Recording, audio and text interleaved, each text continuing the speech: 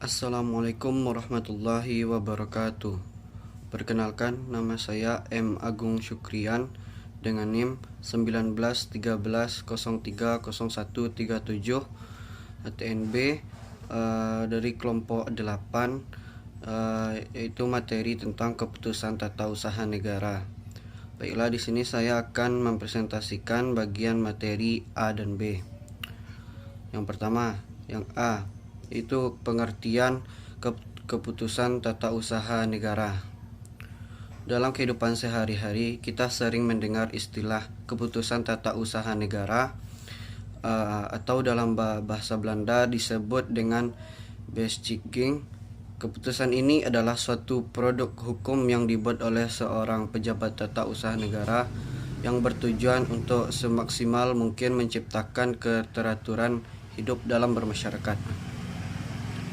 Pengertian keputusan tata usaha negara menurut Guru Besar Hukum Tata Negara UGM Profesor Muhsan adalah penetapan tertulis yang diproduksi oleh pejabat tata usaha negara mendasarkan daripada peraturan perundang-undangan yang berlaku, bersifat konkret, individual, dan final.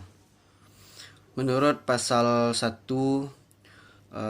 angka 9 Undang-Undang Peraturan Tata Usaha Negara, keputusan tata usaha negara adalah suatu penetapan tertulis yang dikeluarkan oleh badan atau pejabat tata usaha negara yang berisi tindakan hukum tata usaha negara yang berdasarkan peraturan perundang-undangan yang berlaku, yang bersifat konkret, individual, dan final, yang menimbulkan akibat hukum bagi seseorang atau badan hukum perdata.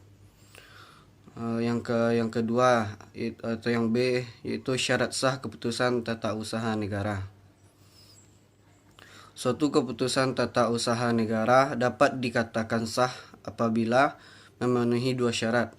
Syarat-syarat sahnya suatu keputusan tata usaha negara tersebut menurut Profesor Muhsan adalah: yang pertama, syarat material, yaitu syarat yang berkaitan dengan isi.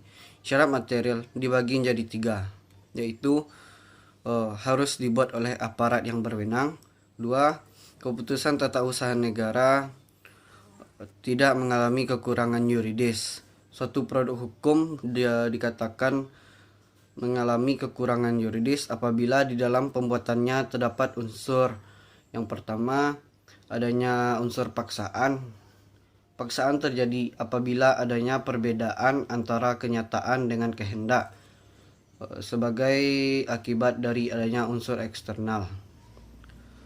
Yang kedua, adanya unsur kekhilafan. Kekhilafan terjadi apabila adanya perbedaan antara kenyataan dengan kehendak tetapi tanpa adanya unsur kesenjangan. Yang ketiga itu adanya unsur penipuan.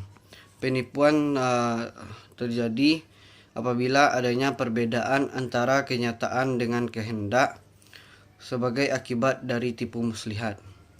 Yang ketiga yaitu tujuan ketetapan sama dengan tujuan yang mendasarinya.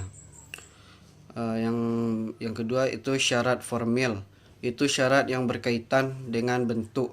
Syarat formil dibagi menjadi 3, yaitu pertama, bentuk ketetapan harus sama dengan bentuk yang dikehendaki oleh peraturan yang mendasarinya. Kedua, prosedur harus sama dengan bentuk yang diatur dalam peraturan yang mendasarinya. Ketiga, syarat khusus yang dikehendaki oleh peraturan dasar harus tercermin dalam keputusan. Baiklah, sekian dari saya. Selanjutnya materi selanjutnya akan dipresentasikan oleh rekan saya. Sekian dari saya. Assalamualaikum warahmatullahi wabarakatuh. Assalamualaikum warahmatullahi wabarakatuh. Saya Hendra Gusmanto akan mempresentasikan mengenai kompetensi. Kompetensi ini terbagi atas 3 konsep. Yang pertama, atribusi. Atribusi yaitu perbuatan kewenangan oleh pembuat undang-undang itu sendiri, baik yang sudah ada maupun yang baru. Yang kedua, delegasi, yaitu penyerahan wewenang.